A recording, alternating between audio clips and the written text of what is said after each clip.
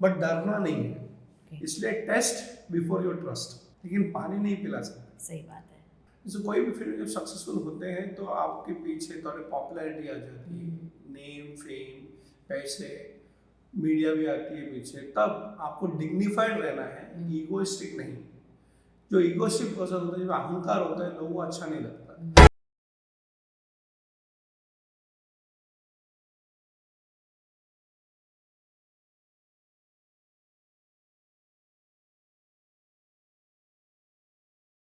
आप सभी का स्वागत है चाणक्य अनस्क्रिप्टेड के इस हिंदी पॉडकास्ट में। आज बहुत ही स्पेशल पॉडकास्ट है क्योंकि आज हम सीखने वाले कि आपके डेली लाइफ में आप चाणक्य नीति के प्रिंसिपल्स कैसे अप्लाई कर सकते हैं। आदरणीय गुरुजी डॉक्टर राधाकृष्ण पिल्ले सर के साथ। सर, आपको बहुत बहुत स्वागत है।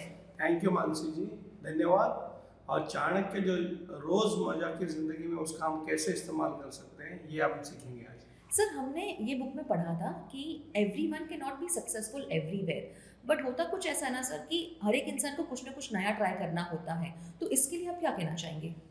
एक कहावत है कि भगवान ने सबको सब कुछ नहीं दिया है, लेकिन भगवान ने सबको कुछ ना कुछ दिया है। जी।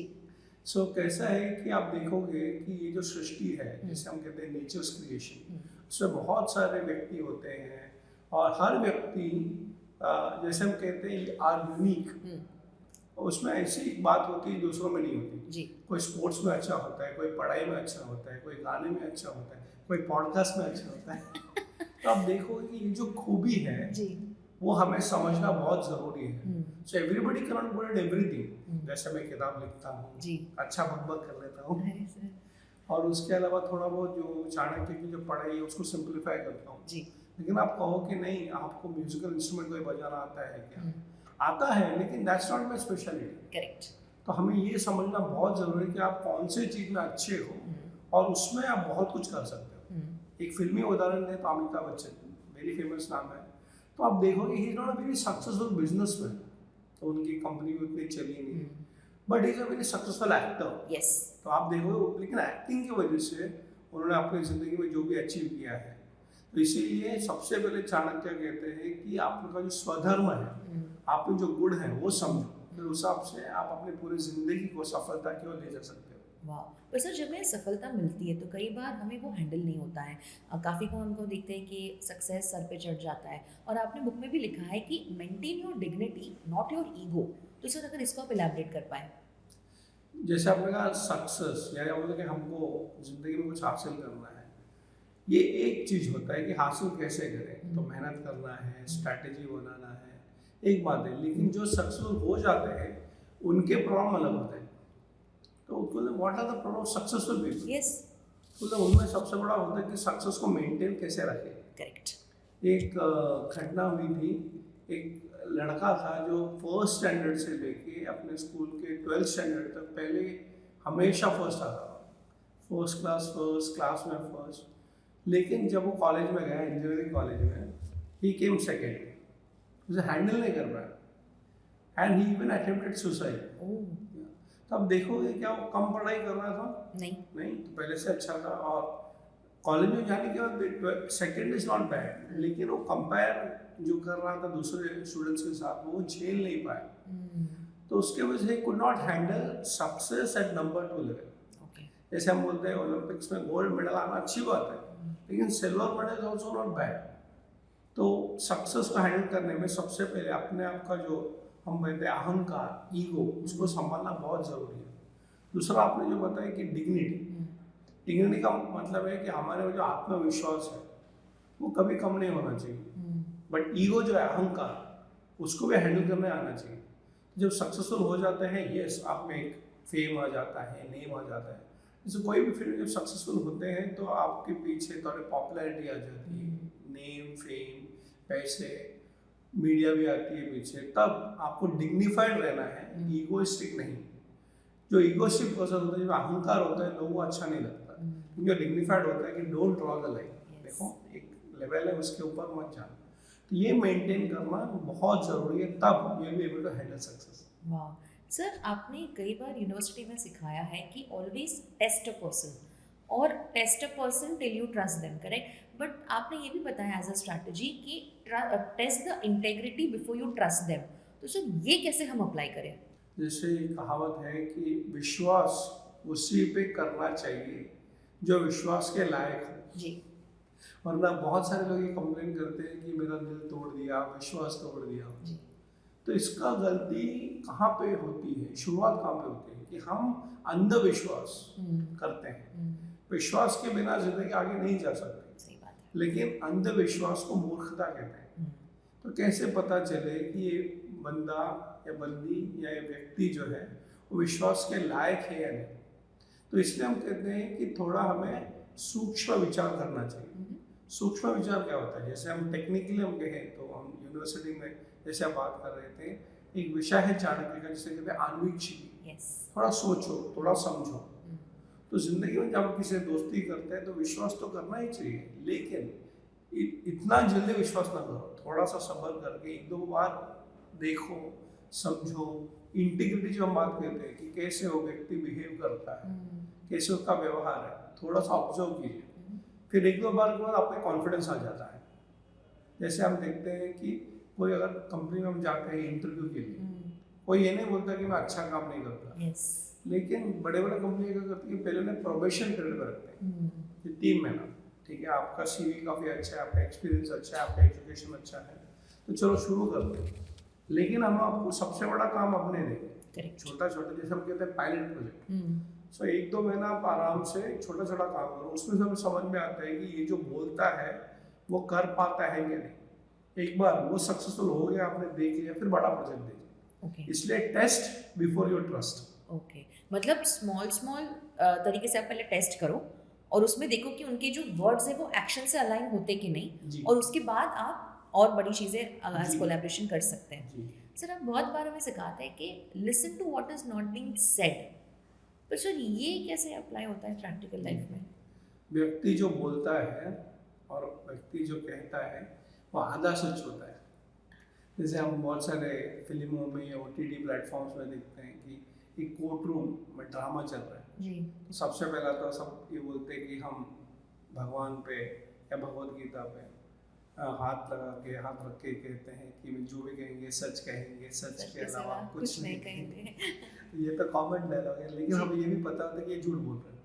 तो बोलने वाला एक बात है। तो क्या होता है कि व्यक्ति जो बोलता है, जैसे हम कहते हैं प्रेजेंटेशन स्किल, और आजकल पब्लिक स्पीकिंग भी काफ़ी पॉपुलर हो रहा है। लेकिन जब ह्यूमन रिलेशन आता है तो केवल जो आदमी बोलता है उससे उसकी परख नहीं होती।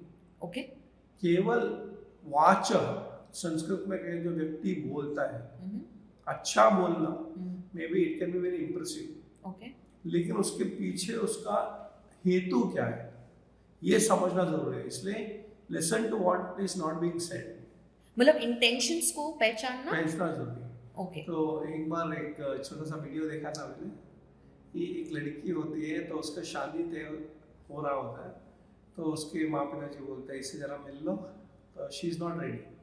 तो उसके मन में कल्पना होती है कि मेरा जो लाइफ पार्टनर होगा, जो मेरा जीवन साथी होगा, उसमें ये गुण होने चाहिए।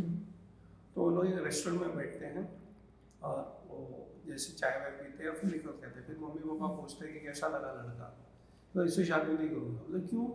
अच्छा तो है दिखने में अच्छा है, बोलने में भी अच्छा है, लेकिन वो सही नहीं है। तो क्यों, क्या हुआ, कुछ गलत हुआ? गलत कुछ नहीं। मैंने मन में ठान के गई थी कि मैं वो क्या बोल रहा है या कैसे बोल रहा है या कैसे कौन से कपड़े डाल के आने वाले, वो तो 50% है, उसका कैरेक्टर को जज करूँगी। मतलब कैसे, मेरे मन में था वो कैसे वेटर के साथ बिहेव करता है। वाह। तो जैसे वेटर आया वहाँ पे तो ही वॉज थ्रोइंग वेट, ये लेके आ, जल्दी लेके आ। तो तब समझ में जो एक साधारण वेटर के साथ घमंड के साथ बात कर सकता है। हाँ, हमें पैसा देना है, टिप देना है, लेकिन उनके इंटेंशन शुड नॉट बी कि मैं बड़ा हूँ, वो भी अपना काम कर रहा है, मैं भी अपना काम कर रहा हूँ। तब मैंने डिसाइड किया नहीं, जो व्यक्ति वेटर को सम्मान के साथ व्यवहार नहीं कर सकता, मेरी जिंदगी पर कैसे व्यवहार करेगा? Basic humility. तो ये उस लड़की का पैरामीटर था। तो कहने का मतलब ये है कि ये तो कभी उसने बोला नहीं, बस दिख गया। So the ability to see which is not being shown, तो दिखाने का तो इम्प्रेसिव करने आएगा। बायोडेटा, CV या फिर जो भी वेबसाइट होगा मैरिज मैटर में, उसमें तो अच्छे दिखाएंगे, बट आपको परखना है, और इसको कहते हैं अन्वीक्षिकी। वाह, सर कुछ ऐसी चाणक्य नीति प्रिंसिपल्स जो आप अपने खुद की लाइफ में आपने अप्लाई की हो? बहुत सारे, लेकिन दो चीज़ आपको बताऊँ। जी। सबसे पहला जो है, जो मेरा फेवरेट है और मेरे को आज भी वो फायदा का हुआ है, वो है वृद्ध सहयोग। यस।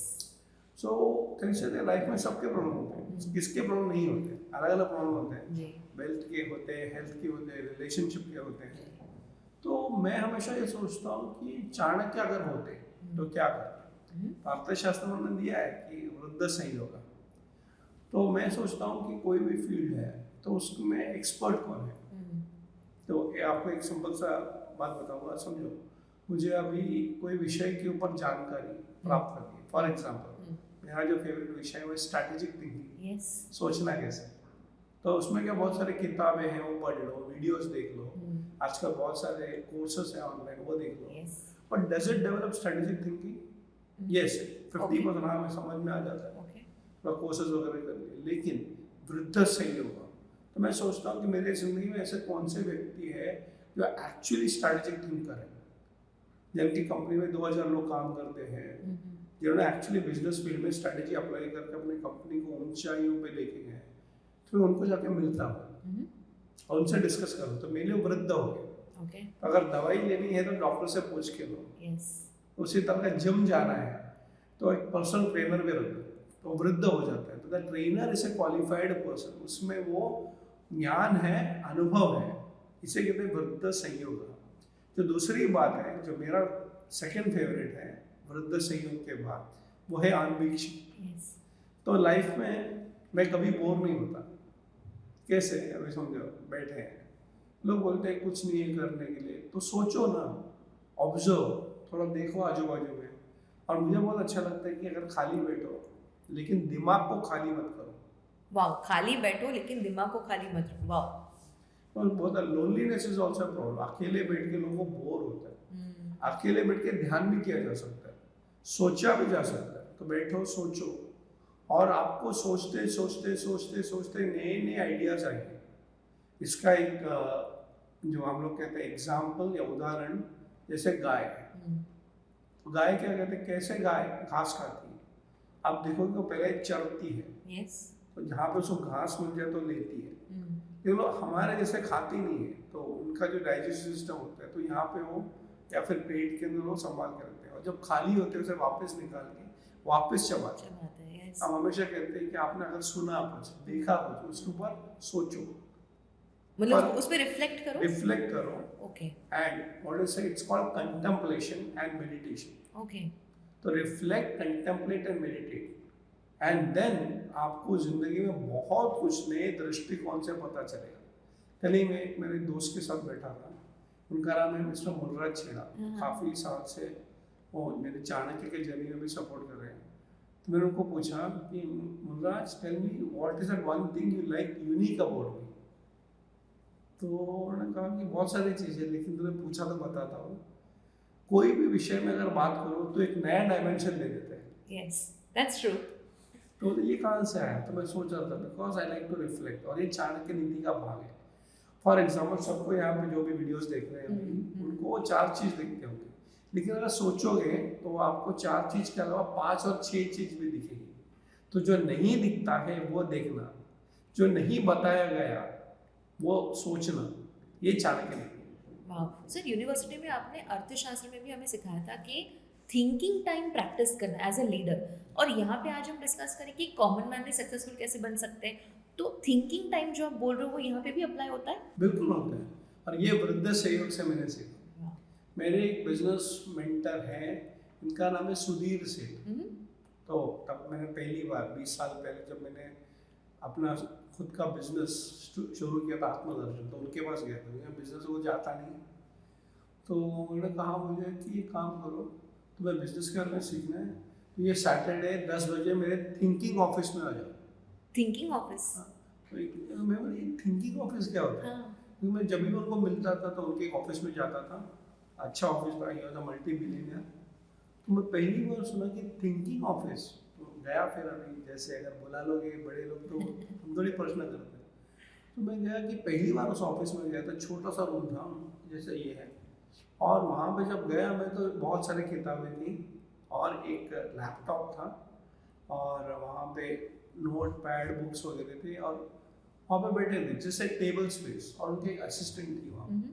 तो बोले इतना छोटा ऑफिस फॉर मल्टी बिलियनियर, तो बोले ये मेरा थिंकिंग ऑफिस है।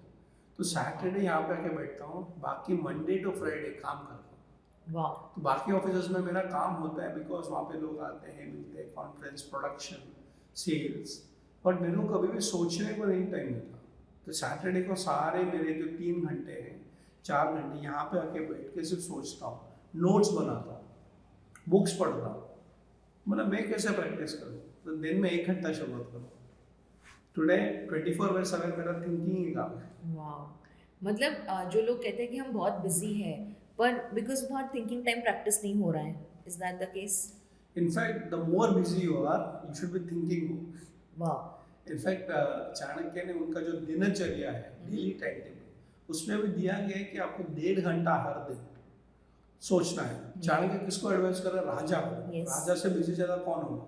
आप सोचिए प्रेसिडेंट या prime minister of a country, तो उनके पास तो समय होता ही नहीं है। लेकिन चाणक्य कहते हैं अगर आप सोचोगे नहीं तो आप काम ही नहीं कर पाओगे। So if you want to be productive, not just busy, have some thinking time in your daily life. तो सर ये स्ट्रैटेजिक थिंकिंग में भी हेल्प करते हैं, मतलब बिल्कुल। आपकी स्ट्रैटेजी बनाने में या कोई डिसीजंस लेने में? Thinking need not be done alone. Okay. तो हो सकता है कि आप शुरुआत करो आप कहने सोचना, लेकिन जब आप स्टक हो जाते हो, आपको पता नहीं चलता क्या करना, तो आप इंटेलिजेंट लोगों को बुलाओ, उनसे डिस्कशन करो। जैसे बहुत सारे राजाओं के एडवाइजर्स होते हैं, अमात्य, मंत्री, तो उनके साथ बैठ के चर्चा करना भी थिंकिंग है। So one is thinking alone and one is called collective thinking. जैसे बहुत सारे लोग हैं दीवाने, खास दीवाने आम जनता के साथ बैठ के बात करना, बातें करनी चाहिए, सोचना चाहिए, और इंटेलिजेंट जो लोग हैं, बुद्धिमान है, उनके साथ वार्तालाप करना, that is also thinking. Sir आपने कलेक्टिव थिंकिंग की बात की, और आपकी बुक 10 बुक चाणक्य में एक चैप्टर है जहाँ पे आपने मेंशन किया हुआ है नेवर टेक डिसीजन अलोन। तो एक कॉमन मैन के लिए भी एक समस्या होती है कि भाई कोई सिचुएशन में डिसीजन लेना पड़ता है, तो ये केस में ये क्या कर सकते हैं? डिसीजन के बिना जिंदगी आगे नहीं बढ़ती। सही बात है। छोटे छोटे डिसीजन होते हैं और बड़े बड़े डिसीजन होते हैं। छोटे डिसीजन आज शाम को क्या करना है, बड़े डिसीजन लाइफ में क्या करना है जी। तो ये डिसीजंस लेना ही पड़ता है। दवाई ले ना ले ये भी डिसीजन है जी। ये आज OTT पे हम ये वेब सीरीज देखें नहीं देखें, बट जब हम देखते हैं छोटे बड़े डिसीजंस या बड़े बड़े डिसीजंस आपको लाइफ को जरूर इम्पैक्ट करता है। तो कैसे डिसीजन लें? हमारी जो जनरेशन का एडवांटेज, मैं तो कहता हूँ डिसएडवांटेज है कि we have too many choices. पहले कैसे था 3 में से 1 को चुनना है, अब ऐसा है कि 30 में से 2 को चुनना है जी। तो क्या करें? The more options the more confusion. तो चाणक्य ने इसका प्रोसेस दिया है, तो इसको जो पहले कहते हैं, आरक्षी में हमने देखा होगा, संख्या। Yes. Always think in numbers, yes. It will help you reach a decision. For example जैसे हमारा पॉडकास्ट है, बहुत सारे लोग जो देख रहे हैं, ये कितना मिनट का पॉडकास्ट है? आजकल लॉन्ग फॉर्मेट चल रहा है जी। वो 45 मिनट्स, ठीक है, अच्छा नंबर। सो डेटा में वही देखना कितने लोग हैं, या फिर हम कोई भी इवेंट करते हैं तो कितने लोग आने वाले हैं, पिकनिक है या फिर कोई बर्थडे सेलिब्रेशन है, तो डिसीजन लेना है कि अच्छा कितना खाना मंगाना है। कितना खाना मंगाना डिपेंड्स ऑन कितने लोग हैं, और क्या इट्स ओनली 1 इवेंट, या फिर आपको सुबह से लेकर शाम को 3 बार खाना देना होगा। तो सुबह आपको ब्रेकफास्ट देना होगा, लंच देना होगा, डिनर देना होगा, बीच में स्नैक्स देना होगा। It's a decision on numbers. दूसरा जो है कि बेसिकली अगर बड़ी डिसीजन हो, जैसे कि लाइफ का डिसीजन है, फॉर एग्जाम्पल करियर है, शादी है, फाइनेंस है, that time never take a decision alone, because ये बहुत बड़े बड़े डिसीजन है, it can make you or break you. Correct. तब आप क्या करोगे? तो जो बुजुर्ग है, जिसको हम कहते हैं वडील, या फिर जिसे हम कहते हैं वृद्ध, उनसे बात करो कि उनके पास अनुभव है, तो उन्होंने जिंदगी देखी है, तो उनके साथ करोगे, they will help you take a decision, but they will not take a decision for you. Means they will assist you, probably guide you. They will guide you. वो कहते हैं कि हम घोड़े को पानी तक लेके जा सकते हैं, लेकिन पानी नहीं पिला सकते। सही बात है। तो वो तो आपको ही लेना है। You can not take a medicine for somebody else who is not well. तो इसलिए आपको डिसीजन लेना ही है कि मुझे ये करना है कि नहीं करना है। लेकिन जब बड़े इम्पैक्टफुल डिसीजन है, जैसे आजकल बहुत से लोग क्रिप्टो करेंसी में इन्वेस्ट करते हैं, करना चाहिए नहीं करना चाहिए, इट्स नॉट द क्वेश्चन, किसको पूछ के किया, सही बात है। किसको पूछ के किया। जैसे आप देखोगे कि it's not a small thing, क्योंकि बहुत सारे लोग हैं अपने जिंदगी भर की कमाई उसमें डाल देते हैं। हो सकता है इट्स राइट थिंग, बट किसको पूछ के किया, is it legal, is it moral, is it regulated. तो ये बहुत सारे सवाल, शायद आपको पता नहीं होगा कि आपने एक रील देख लिया, हो सकता है कि वो जो रील है वो इज एन एक्सपर्ट ओनली, इसीलिए बड़े डिसीजन पूछ के करना, छोटे डिसीजन सोच के करना। सर ऐसा कहते हैं ना कि be smart but do not act smart, तो सर इसके बारे में क्या बोलेंगे? वो कहते हैं ना, be humble, yes, even if you are smart, अपना स्मार्टनेस दिखाओ नहीं, नजर लगती है। देखो कैसे है कि जो स्मार्ट लोग होते हैं तो उनको ना smartness is a state of mind. तो बोलते हैं ना, मेरे को तो कोई उल्लू नहीं बना सकता। इनफैक्ट बहुत सारे ऐसे लोग मिलेंगे दिखने में उल्लू है लेकिन उल्लू नहीं है। हम तो कहें कि स्मार्ट ड्रेसिंग जरूरी है कि हम अच्छा कपड़ा पहने रहो दोस्तों, लेकिन अंदर से खोखला होता है। अंदर से अच्छे रहो, बाहर से भी अच्छे रहो, लेकिन ज़्यादा मत दिखाओ। तो बहुत सारे दिखावे में हम लोग भूल जाते हैं कि अंदर वाला smartness is more important. Correct. तो जैसे हम लोग जैसे यूनिवर्सिटी की भी बात कह रहे थे आप, स्टूडेंट्स का हम लोग बहुत सारा रिसर्च प्रोजेक्ट देते हैं। यस, तो बहुत सारे स्टूडेंट्स आते हैं हमारे पास और बोलते हैं सर समझो हम लोग को ये कंपनी में जाना है, तो आप यूनिवर्सिटी का लेटर दे दो, क्योंकि ऐसे ही हम लोग प्रश्न पूछेंगे, इंटरव्यू करेंगे, डाटा कलेक्शन होगा। तो मैं उनको बोलता ठीक है लेटर तो दे देंगे, लेकिन अगर लेटर नहीं दिया तो कैसे करेंगे? कैसे करेंगे? मतलब be smart, getting a letter and showing the lesson and coming from a smart university. नहीं दिया तो इसलिए मुझे अभी भी याद है एक बैच को हमने सिखाया था how to do gate crashing. तो व्हाट, इलीगल तो बिल्कुल नहीं, हमको कोई भी रूल तोड़ना नहीं है, लेकिन रूल्स हमें लिमिट नहीं करना है। So don't break the rules but don't get limited by the rules, that's smartness. लेकिन ऑफ कोर्स डेफिनेटली लेटर लेके जाओ। Acting smart is show off, being smart is a quality. Sir आपने एक बहुत बीच में अच्छी लाइन भी बोली कि जो नहीं बोलते इसका मतलब नहीं, तो आर यू ट्राइंग टू से कि silence is not stupid? Absolutely, absolutely. जो साइलेंस है, जो चुपचाप बैठा है, इसका मतलब नहीं वो मूर्ख है। शायद मुंह खोलने से उसका मूर्खता बाहर आ जाएगी। तो ज्यादा बोलते हैं। So when you don't know, better be silent. People will think you are intelligent. वाह, ये मेरे को लगता है सर ये जो लाइन है, ये स्टेटमेंट्स असली व्यूअर्स जैसे इंस्टाग्राम पे हम ना कमेंट करते हैं, कमेंट्स में अपने फ्रेंड्स को टैग करते हैं कि भाई देख तेरे लिए था ये। तो आज व्यूअर्स कमेंट्स लिखेंगे हाँ हमें पता है किसके लिए था ये। सर एक आखिरी सवाल, एंड दिस इज आपने 10 बुक चैनल में लिखा है कि do not forget the past, but sir past को भूलेंगे नहीं तो आगे कैसे बढ़ेंगे? नहीं, पास्ट से सीखो, लेकिन don't get stuck in the past. Okay, जैसे आपके लाइफ में कोई दुर्घटना हुई, कोई एक्सीडेंट हुआ, अभी अभी आपको उसी रास्ते से जाना नहीं है बार बार। तो फॉर एग्जांपल आप कहीं जा रहे थे और उस रास्ते पे इट्स अ हाईवे, कोई गाड़ी आपको हिट कर गई। अभी आप वो जो ऑपरेशन हो गया, आपकी बॉडी हील हो गई, अब आप कहोगे कि नहीं अभी मैं कभी रास्ते पे जाऊंगी ही नहीं। क्यों? क्योंकि मैं एक्सीडेंट हुआ जा रही, ये तो मूर्ख है। लेकिन आपने क्या सीखा? शायद आप वहाँ पे गए जब हेवी व्हीकल जा रही थी, सीखो आपकी अगली बार उसी रास्ते से जाना पड़े तो आजू बाजू देखो, हो सके तो संभाल के जाओ 2 बार। तो सीखना है बट डरना नहीं है। So don't get stuck in the past, don't be frightened of the past, learn and move ahead. मतलब पास्ट को ध्यान में रखना है, पास्ट को रिपीट नहीं करना है जी। ओके, आशा करती हूँ आज आपने बहुत अलग डायमेंशन देखा होगा, सीखा होगा चाणक्य नीति को लेके। आज के पॉडकास्ट से आपने क्या सीखा और आप अपने जीवन में क्या अप्लाई करने वाले, हमें कमेंट्स में ज़रूर बताएं। And don't forget to like, share and subscribe. Thank you.